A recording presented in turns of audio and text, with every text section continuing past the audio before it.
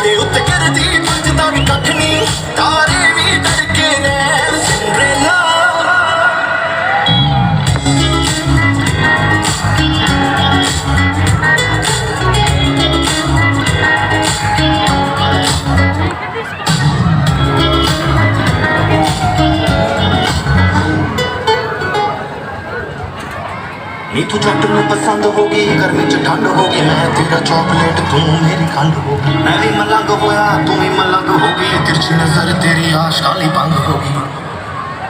ओ तेन फुलों दे जिन्ना वे मैं करा तेरी वेट तू हो जा चाहे ले ओ अखा तेरियां ने इदां लगदा जिद्दां हरे रंग दी लेक